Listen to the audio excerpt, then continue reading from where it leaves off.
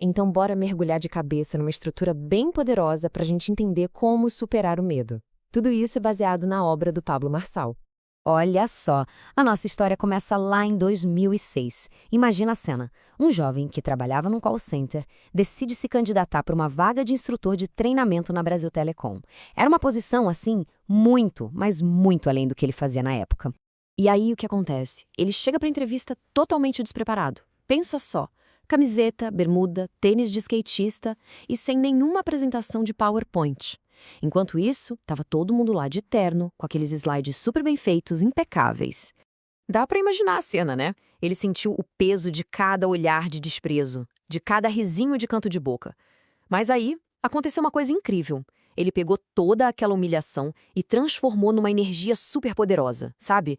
Uma espécie de raiva. Uma raiva justa. Chegou a vez dele. E em vez de se encolher ou dar desculpa, ele fez algo genial. Abriu a intranet da própria empresa, na frente de todo mundo, e começou a fazer perguntas para os recrutadores. Ele usou umas metáforas bem interessantes sobre o Império Romano, falando de disciplina, expansão, tudo para mostrar a importância do treinamento e da paixão para o futuro da empresa. Com essa atitude, ele basicamente disse: olha, eu não estou aqui só pelo emprego. Eu estou aqui porque eu vejo a necessidade de fazer essa empresa crescer e dominar o mercado. Ele argumentou que a paixão e o treinamento eram as verdadeiras chaves, e não só a parte técnica, e isso mudou completamente o clima da sala. E a parte mais impressionante de tudo isso, ele não gaguejou. Nenhuma vez. Ele só foi se dar conta disso depois, quando já tinha sido aprovado.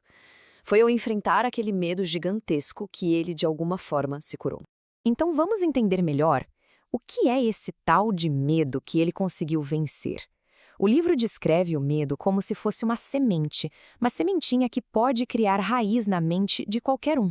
Aqui tem um ponto-chave, sabe? A gente precisa saber diferenciar uma coisa da outra.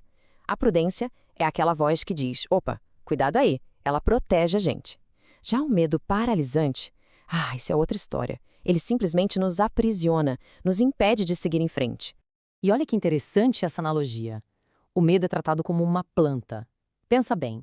Ele precisa de um terreno fértil para crescer, que no caso é uma mente parada, precisa de adubo, que são os pensamentos negativos, mas, e aqui está o pulo do gato, existe um agrotóxico para ele, a ação, a atitude de confrontar. E o medo não trabalha sozinho, não.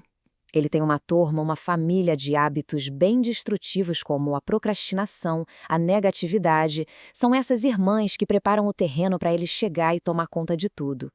Ok, agora vamos para a parte prática. Como a gente combate isso? Bom, a solução começa na fonte de tudo, os nossos próprios pensamentos.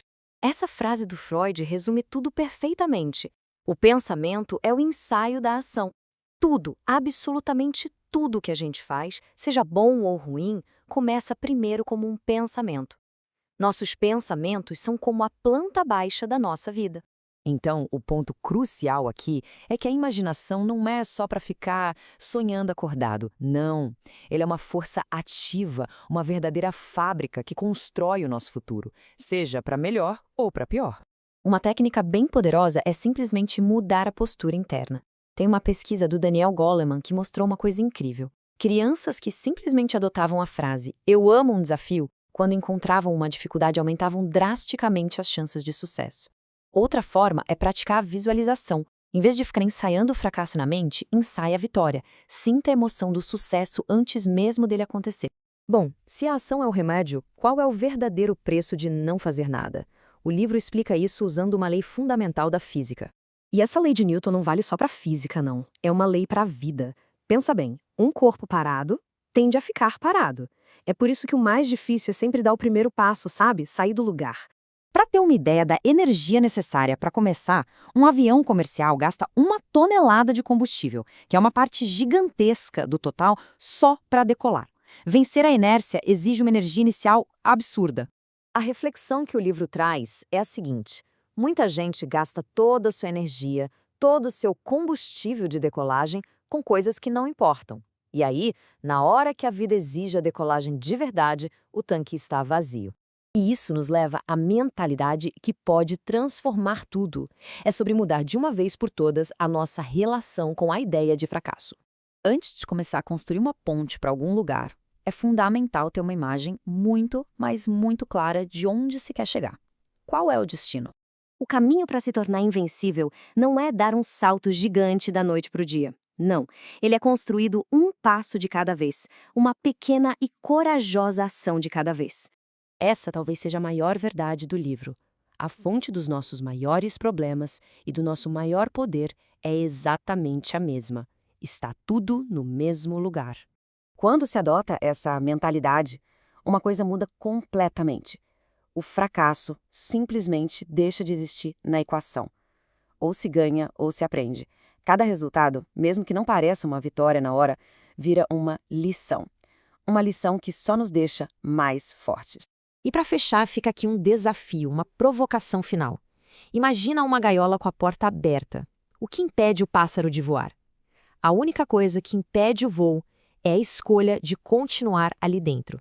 A porta, na verdade, sempre esteve aberta.